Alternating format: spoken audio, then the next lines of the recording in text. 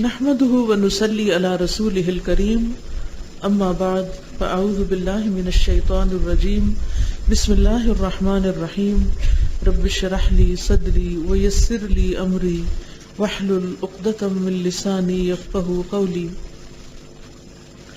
وانواع العبادة التي امر الله بها مثل الاسلام والايمان والاحسان ومنه الدعاء والخوف والرجاء والتوكل والرغبة والرهبة والخشوع والخشية والإنابة والاستعانة والاستعاذة والاستغاثة والذبح والنذر وغير ذلك من أنواع العبادة التي أمر الله بها كلها لله.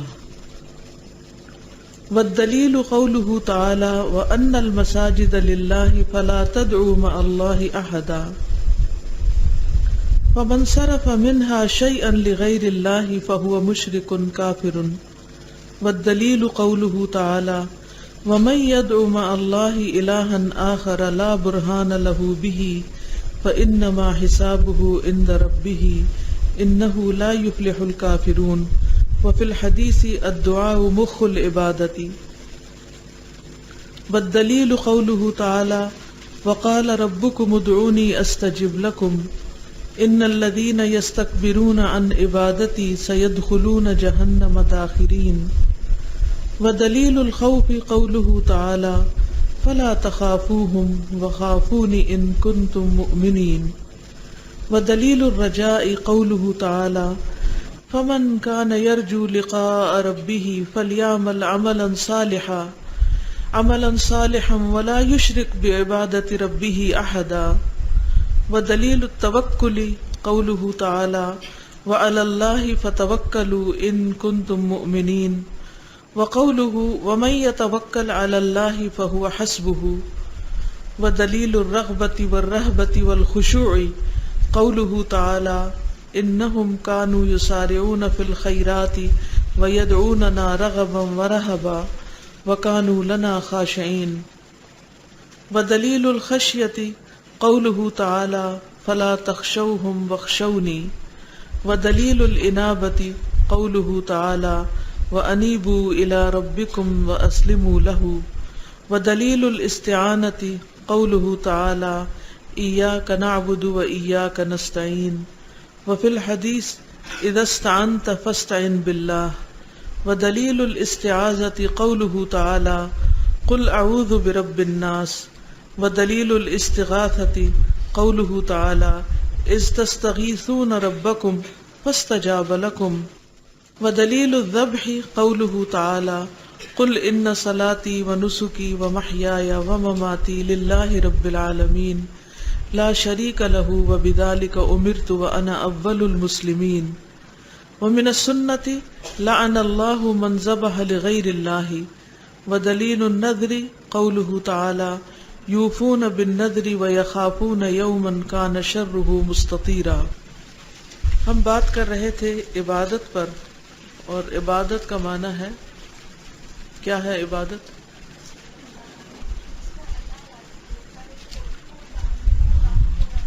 اوکے ٹھیک ہے.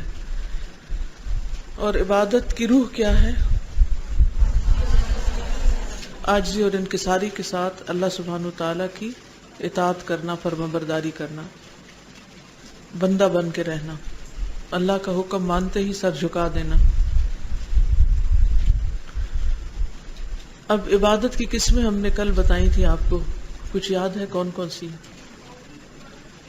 قولی، فعلی، بدنی اور مالی. ٹھیک ہے. جوارح بدنی ہوگی، بدن سے. قولی میں کون سی عبادت آتی؟ قولی عبادت آپ بتائیے. اور اس کے علاوہ ٹھیک ہے. اور اگر وہ مس کر گئے تو آپ کا کانسیپٹ ادھورا ہے. جی مشروع اقوال، یعنی جو جائز، جن کو شریعت، جن پر کوئی اعتراض نہیں. جیسے قولوا للناس حسنا ہے، تو اچھی باتیں جو ہیں وہ سب عبادت میں شمار ہوتی ہیں ایز لانگ ایز کوئی چیز ان میں سے خلاف شریعت نہ ہو. ٹھیک ہے ٹھیک ہے. نماز میں پھر یہ تینوں چیزیں آ جاتی ہیں، دل کی عبادت بھی؟ جی بالکل کہہ سکتے ہیں، اس میں قلبی بھی ہے قولی بھی ہے، یعنی بعض اوقات یہ الگ الگ آتی ہے، بعض اوقات یہ کمبینیشن ہوتا ہے. تو نماز جو ہے وہ کمبینیشن، اسی لیے عبادت کی اعلیٰ ترین شکل ہے. جی اور قلبی عبادات میں انابت، ٹھیک ہے، وہ قلبی ہوتی دل کی عبادت ہوتی ہے کہ دل اللہ کی طرف متوجہ ہے، اخلاص ہے، توکل ہے، رجا ہے، وہ دل ہی سے متعلق ہوتا ہے، دل سے متعلق ہوتا ہے. جی اسی میں آ جاتی. ٹھیک ہے. اور بدن سے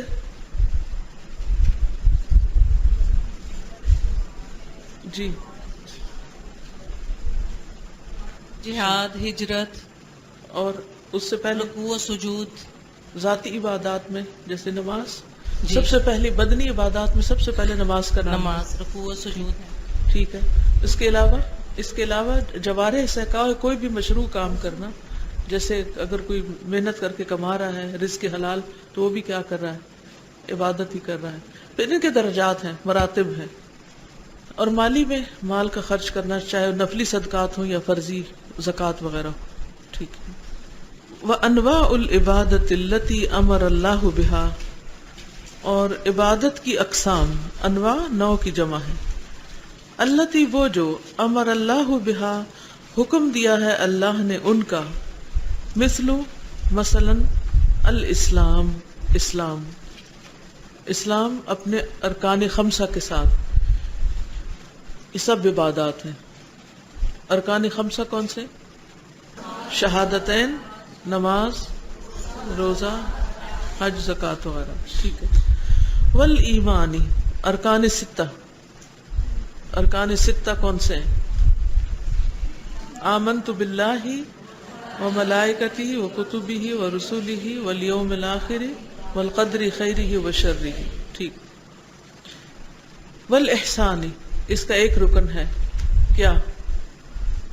ان تعبد اللہ کأنک تراہ فإن لم تکن تراہ فإنہ یراک.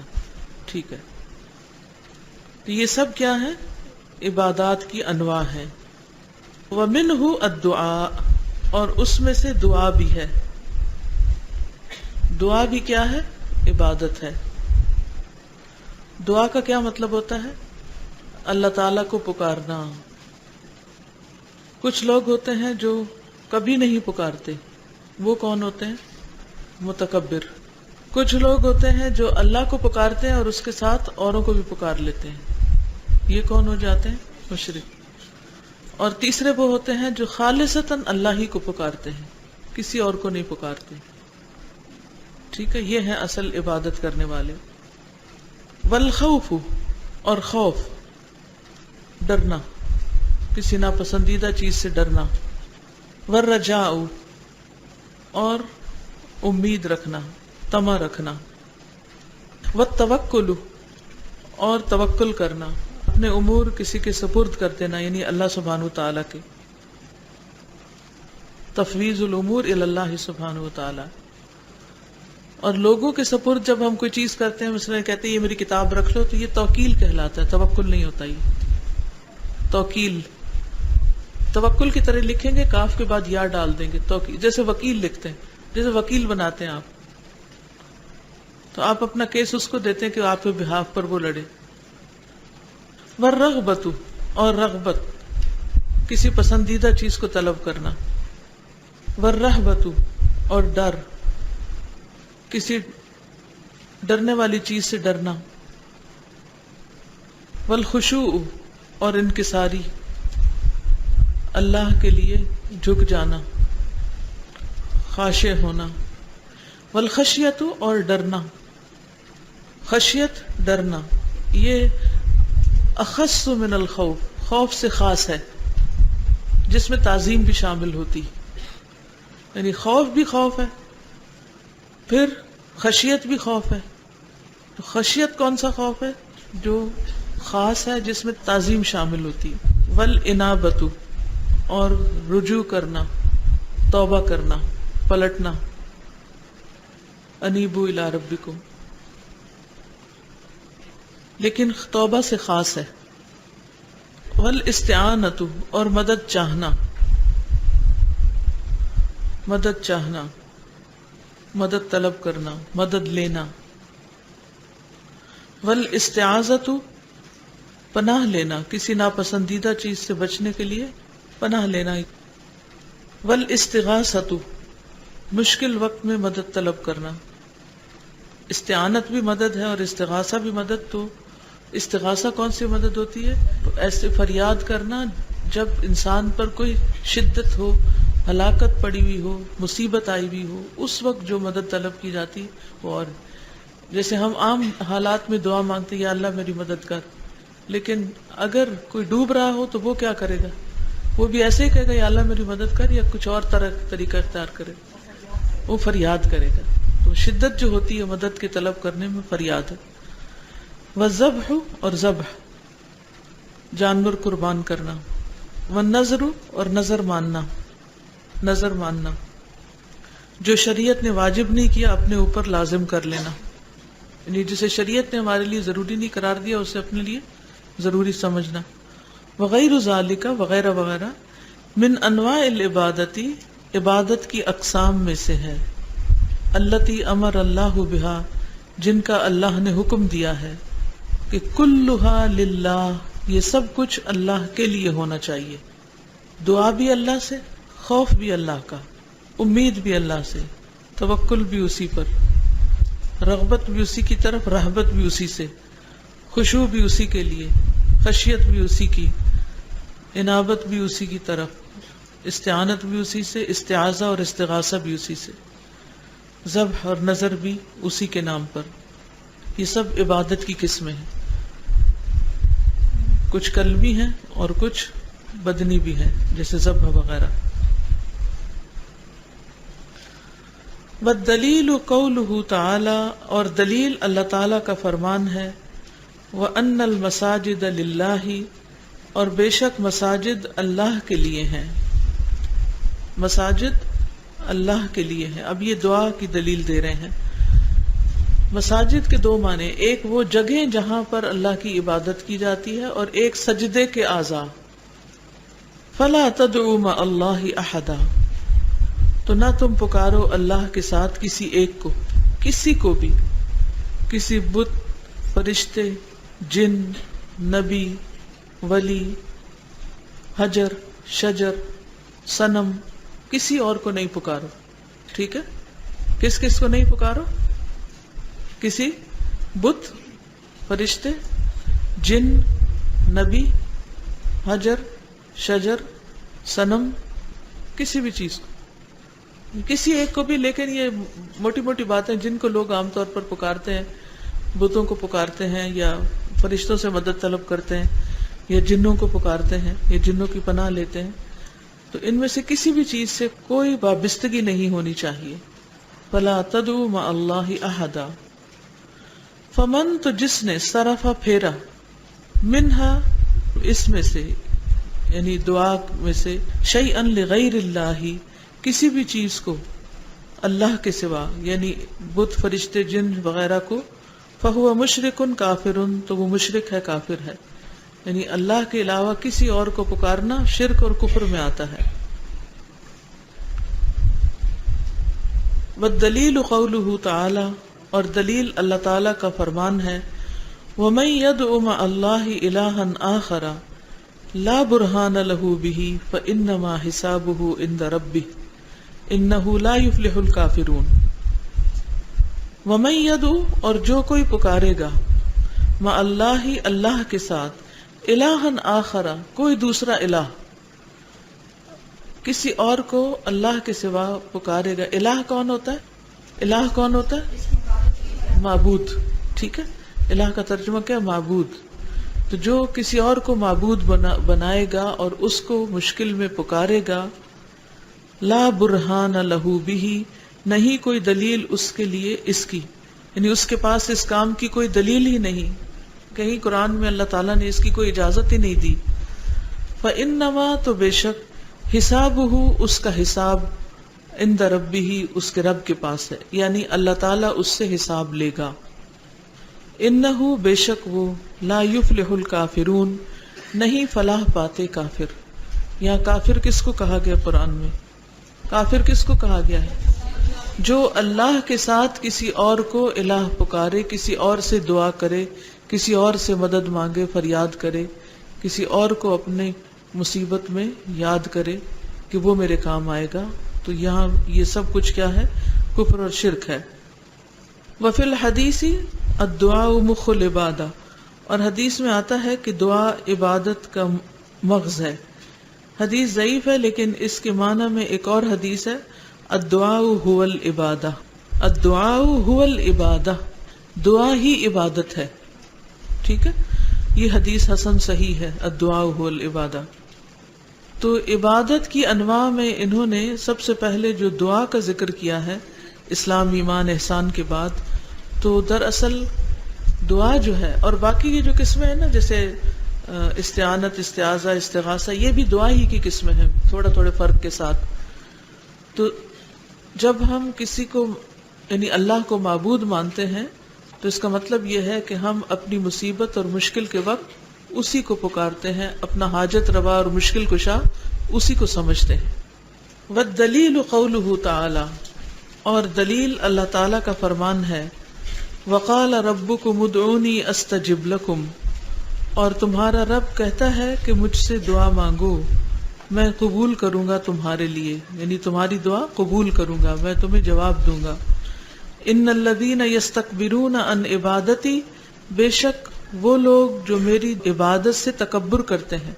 اب یہاں دعا کے ساتھ عبادت دونوں آپس میں باہم مترادف کے طور پر آئے ہیں. پہلے دعا کی بات کی گئی، پھر عبادت کی بات کی گئی، گویا دعا ہی عبادت ہے. جو میری عبادت سے تکبر کرتے ہیں، یعنی کبھی دعا نہیں مانگتے مجھ سے، مشکل وقت میں مجھے نہیں پکارتے، سیدخلون جہنم داخرین، ان قریب وہ داخل ہوں گے جہنم میں ذلیل و خوار ہو کر. یعنی اللہ سبحانہ تعالیٰ کو جو نہیں پکارتا اللہ تعالیٰ اس سے ناراض ہوتا ہے. یہاں تک بات سمجھ آ گئی کہ دعا کس طرح عبادت ہے؟ کیا دلیل ہے کہ دعا ہی عبادت ہے؟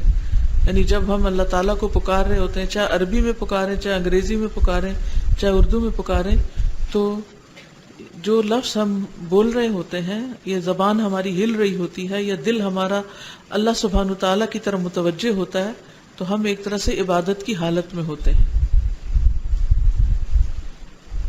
انسان اپنی ذات میں کمزور ہے اور وہ کیا چاہتا ہے کہ اسے کسی کا سہارا ملے، اور عموماً انسان اپنا سہارا ظاہر نظر آنے والی چیزوں کو بنا لیتا ہے، جبکہ اللہ سبحانہ تعالیٰ کیا چاہتا ہے کہ ہر مشکل میں اسی کو پکارا جائے، اسی کو سہارا سمجھا جائے. وَدَلِيلُ الْخَوْفِ قَوْلُهُ تَعَالَى فَلَا تَخَافُوهُمْ وَخَافُونِ إِن كُنتُم مُؤْمِنِينَ، پس نہ تم ڈرو ان سے اور ڈرو مجھ سے اگر تم مومن ہو. خوف، ڈر. خوف جو ہوتا ہے یہ دو طرح کا ہوتا ہے، ایک خوف عبادت اور ایک ہے خوف طبیعی. خوف عبادت اور خوف طبیعی، کسی سے بھی اس طرح ڈرنا کہ یعنی غائبانہ طور پر کسی سے اس طرح ڈرنا کہ وہ مجھے کوئی نقصان دے سکتا ہے، کوئی پریشانی آ سکتی ہے اس کی طرف سے. یعنی مثلاً جیسے اہل عرب جنوں سے ڈرتے تھے کہ وہ ہمیں نقصان پہنچائیں گے، تو اس ڈر سے پھر وہ ان کے نام کی قربانیاں کیا کرتے تھے. اب قربانی کرنا کس کے لیے صرف جائز ہے؟ اللہ کے لیے. جب غیر اللہ کا ڈر ہوگا تو پھر غیر اللہ کی قربانی بھی ہوگی، جب غیر اللہ کی قربانی ہوگی تو پھر وہ غیر اللہ کی عبادت شمار ہو جائے گا. تو یہ ایک طرح سے خوف عبادت ہے، یعنی شرک اکبر میں شمار ہوتا ہے. اور یہ سری خوف ہے. سر کا مطلب ہوتا ہے چھپا ہوا. سری خوف، سر سین رے سری، کہ انسان غیر اللہ سے اس معاملے میں ڈرے جس پر وہ قادر نہیں. لکھ لیں یہ جملہ تاکہ پھر مکس اپ نہ کرے. انسان غیر اللہ سے ایسے معاملے میں ڈرے جس پر وہ قادر نہیں، مثلا جان لینے پر یا غائبانہ طور پر کوئی نقصان دینے پر. مثلا کسی بزرگ کے بارے میں اس طرح ڈرنا کہ وہ اگر اس کے نام کی 11ویں نہ دی گئی تو وہ کیا کرے گا؟ ناراض ہو جائے گا. اس کی ناراضگی کا کیا ہوا؟ خوف. جواب دیا کریں جب پوچھتی یہ کیا ہے اس کی ناراضگی کا؟ خوف. اور کس چیز کا خوف؟ کہ پھر بھینس مر جائے گی، خالی دودھ ہی نہیں دے گی، مر جائے گی. اگر ہم نے بھینس کا دودھ چاند کی 11 تاریخ کو نہیں دیا، یعنی کہ صدقہ نہیں کیا اس بزرگ کے نام پر، 11ویں شریف والوں کے نام پر، تو پھر کیا ہوگا؟ بھینس مر جائے گی یا کوئی نقصان پہنچے گا. تو یہ غیر مرئی خوف کیونکہ کوئی نقصان پہنچائے گا، یہ شرک میں شمار ہوتا ہے. پھر اسی طرح یہ کہ کوئی بیمار کر دے گا مجھے، یعنی کہ کوئی اگر میں نے اس کسی بزرگ کے نام پر چڑھاوا نہیں چڑھایا، جیسے بعض لوگ منت مان لیتے ہیں نا کہ اگر میرا یہ کام ہو گیا تو میں فلاں قبر پر جا کر بکرا ذبح کروں گا. جب ان کو روکا جاتا ہے کہ یہ ایسا نہ کرو تو وہ کیا کہتے ہیں؟ ان کے دل میں کیا اعتقاد ہوتا ہے کہ اگر ہم نے اپنی نظر پوری نہ کی تو کیا ہوگا؟ نقصان ہو جائے گا، ہم پھر سے بیمار ہو جائیں گے. تو یہ ڈر جو ہے، یہ ڈر سمجھ رہے ہیں؟ یہ ڈر دراصل ان بزرگوں کی ایک طرح سے عبادت ہے اور شرک میں شامل ہو جاتا ہے. ٹھیک؟ تو ایسا ڈر جو ہے کسی کا بھی کہ کوئی نقصان پہنچائے گا یا کوئی ہماری قسمت کو بگاڑ دے گا، یہ اللہ کے سوا کسی سے نہیں ڈرنا چاہیے، کیونکہ ایسا ڈر پھر شرک میں انسان کو مبتلا کر دیتا ہے. کیونکہ انسان جس سے ڈرتا ہے پھر اس کو راضی کرنے کی کوشش کرتا ہے، اس کی عبادت شروع کر دیتا ہے. قوم ہود نے کیا کہا تھا ہود علیہ السلام کو؟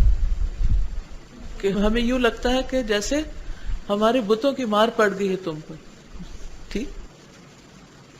ایک ہے خوف طبعی خوف، نیچرل فیئر.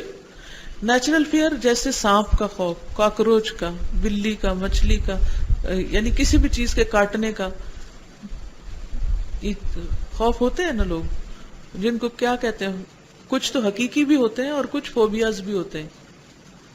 مثلا کچھ لوگ بھیڑ میں جانے سے گھبراتے ہیں، ڈرتے ہیں کہ پتہ نہیں کیا ہو جائے گا. تو یہ طبعی سا خوف ہے، یہ ایک بیماری ہے، اس کا عبادت سے کوئی تعلق نہیں. اسی طرح یہ ہے کہ فلاں مجھے قتل کر دے گا، یہ ایک طبعی خوف ہے، اس کا عبادت سے تعلق نہیں. ٹھیک ہے؟ لیکن اس میں بھی یقین یہ رکھنا چاہیے کہ میری زندگی اللہ کے ہاتھ میں، کوئی میرا کچھ نہیں بگاڑ سکتا جب تک اللہ نہ چاہے. اصل زندگی اور موت اللہ کے ہاتھ میں. لیکن کسی ظالم کا ڈر جو ہے اس میں کوئی حرج نہیں. اس میں ہم دیکھتے ہیں کہ موسیٰ علیہ السلام بھی ڈرے تھے. کس سے؟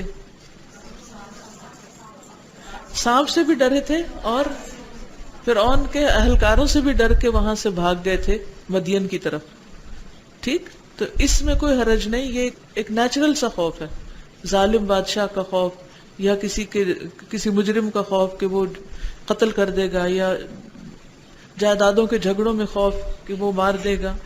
تو یعنی کہ یہ قدرتی خوف ہے، یہ انسان کے بس میں نہیں ہوتے. اور چونکہ اللہ سبحانہ وتعالی نے سانپ کو کاٹنے کی قدرت دے رکھی ہے تو وہ کاٹ جاتا ہے، تو اس کا خوف جو ہے وہ کوئی عبادت میں شمار نہیں. فرق کیا ہے کہ کسی سے اس چیز کے بارے میں ڈرنا جس پر وہ قادر ہی نہیں، یہ خوف عبادت ہے. مثلا اب ایک بزرگ جو فوت ہو چکے ہیں، کیا وہ اس پر قادر ہیں کہ کسی گاؤں میں بیٹھی ہوئی عورت کی جان لے لیں کہ اس نے وہ 11ویں نہیں دی؟ کیا خیال ہے؟ ہرگز نہیں نا.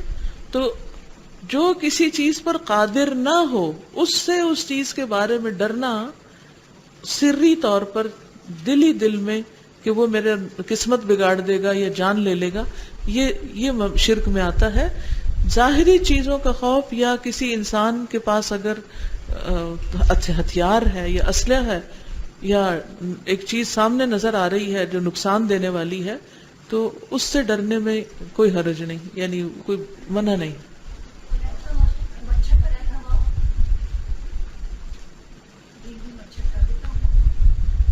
جی وہ ظاہر ہے کہ نقصان دیتا ہے نا، نقصان دیتا ہے، لیکن پھر بھی سوچنا چاہیے زندگی موت اللہ کے ہاتھ میں. ٹھیک ہے، ہاں تو کوئی حرج نہیں، کیونکہ وہ نقصان دہ ہے. نقصان دہ چیز کا خوف جو ظاہری نقصان دیتی ہے، مثلا طبعی ہے، جیسے زہر ہے، تو زہر سے سب ڈرتے ہیں. تو اب کوئی کہے کہ نہیں زندگی تو اللہ کے ہاتھ میں ہے، پی کے دیکھ لیتے ہیں، تو نہیں، جو چیز بتا دی گئی ہے یہ تجربے سے ثابت ہے، تو یہ ظاہری خوف ہے.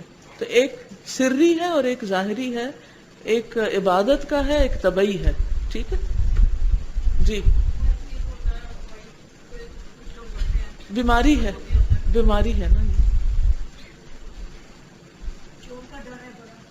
چور بھی نقصان دیتا ہے جی، چور کا، ظالم کا، یہ طبعی خوف ہے. ٹھیک ہے، لیکن پہلی قسم جو میں نے بتائی نا کہ فلاں بزرگ جو ہے وہ اس کی مار پڑے گی یا وہ اس کے نام کا صدقہ نہیں دیں گے تو وہ قسمت بگاڑ دے گا، یعنی کسی کے ہاتھ میں اپنی قسمت سمجھنا یا اپنی صحت یا عزت یا کسی نفع نقصان کی غائبانہ طریقے سے اس کو اس اہل سمجھنا، تو یہ چیزیں درست نہیں ہیں. ایک اور خوف ہے جو ناپسندیدہ یا محرم بھی ہے، وہ ہے لوگوں کا خوف جس سے ڈر کے انسان اللہ کی عبادت چھوڑ دے، حجاب چھوڑ دے لوگوں سے ڈر کے، نیک کام چھوڑ دے لوگوں کے ڈر سے، نماز چھوڑ دے لوگوں کے ڈر سے. تو یہ محرم ہے، حرام ہے. قرآن مجید میں آتا ہے فَلَا تَخَافُوهُمْ وَخَافُونِي إِن كُنتُم مُؤْمِنِينَ، ان سے نہ ڈرو، مجھ سے ڈرو اگر تم مومن ہو، یعنی اللہ سے ڈرو. اسی طرح لوگوں کے ڈر سے امر بالمعروف اور نہی عن المنکر چھوڑ دینا. سمجھ آ گئی بات؟ کیا کہا ہے میں نے؟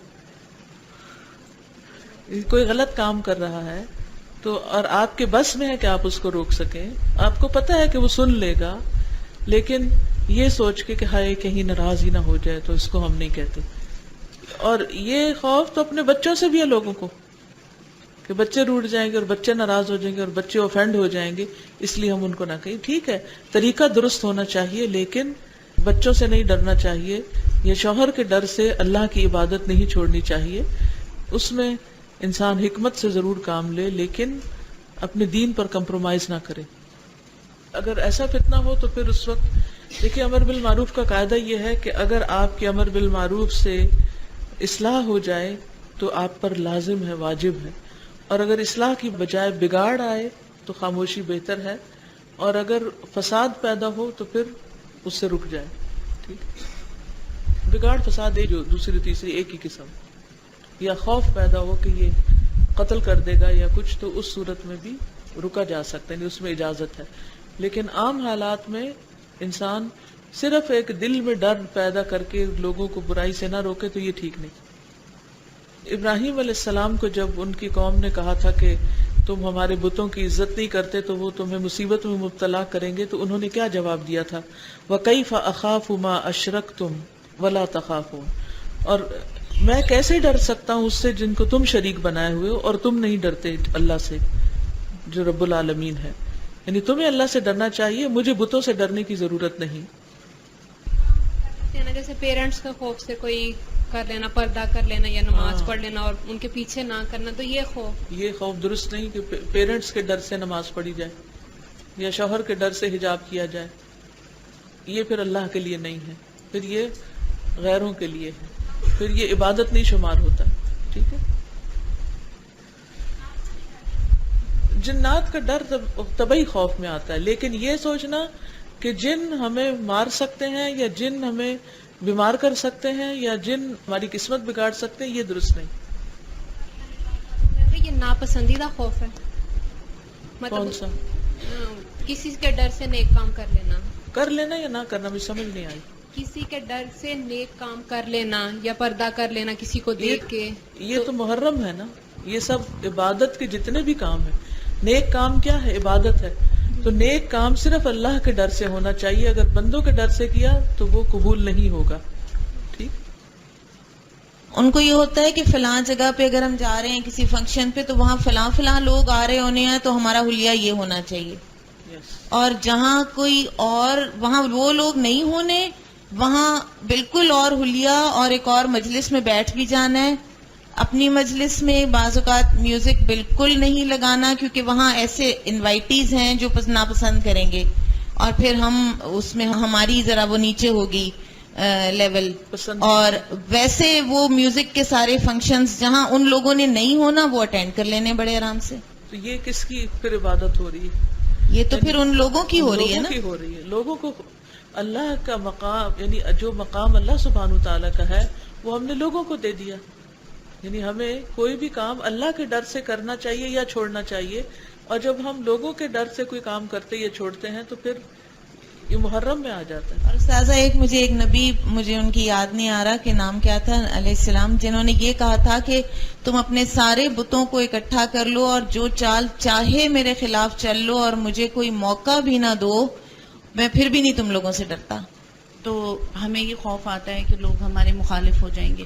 تو بعض اوقات یہ ہوتا ہے کہ جب یہ بہت قریبی لوگوں کے ساتھ آپ ایسا کر رہے ہوتے ہیں تو ان کی مخالفتیں اور ان کی نفرتیں، تو ایسے بندہ دل کرتا ہے کہ جیسے دنیا ختم ہوگی. تو یہ آج جو ایک دعا ہم نے پڑھی تھی جس میں یہ تھا کہ جب تو لوگوں کو فتنے میں مبتلا کرنے کا ارادہ کرے اور میں ان میں موجود ہوں تو مجھے فتنے سے بچا کر اپنے پاس بلا لینا. تو یہ والے فتنے وہ بڑے بڑے والے فتنے ہیں جو قیامت سے پہلے فتنہ وہ ہے جس میں انسان کے ایمان جانے کا ڈر ہوتا ہے. ٹھیک ہے. کفن، قبرستان کا خوف، موت، مردے، قبر، مرنے، آخرت، یہ سب کون سے خوف؟ طبعی خوف ہے. اصل میں یہ سارے انٹر ریلیٹڈ ہیں بیچ میں، کیونکہ سب کا تعلق عبادت سے ہے اور دلی عبادت ہے. جی خوف ہوتا ہے یہ بھی کسی حد تک شرک کے اندر آ جاتا ہے. جیسے میں اگر کسی سے ڈرتی ہوں تو مجھے لوگ کہتے ہیں جی آپ کو اس سے ڈر، آپ تو اللہ تعالیٰ کا خوف آپ کے دل میں ہونا چاہیے، تو اس چیز سے آپ کیوں ڈر رہی ہیں؟ جیسے چھپکلی کا خوف ہے یا کاکروچ کا خوف ہے، تو کیا اس کو ختم ہونا چاہیے نہیں، وقت کے ساتھ ساتھ؟ ٹھیک ہے انسان اس پر قابو پائے، لیکن اس کا عبادت سے کوئی تعلق نہیں، اس کا شرک سے کوئی تعلق نہیں. تو اس کو ختم تو ہونا چاہیے نا طبعی خوف کو، کہ ختم ہی نہیں ہوتا، بعض کا تو ساری دیکھیے زندگی رہتا ہے. بیماری ہے نا پھر وہ ایک طرح نفسیاتی بیماری کہہ لیں اس کو. اور یہ ہے کہ بعضوں کا چھپکلی نقصان بھی تو دیتی. جیسے سادہ میں کاکروچ سے بہت ڈرتی ہوں تو مجھے کسی نے یہ علاج بتایا کہ آپ اس کی پکچرز کو نا 7 times دن میں دیکھا کریں اس کی پکچرز کو.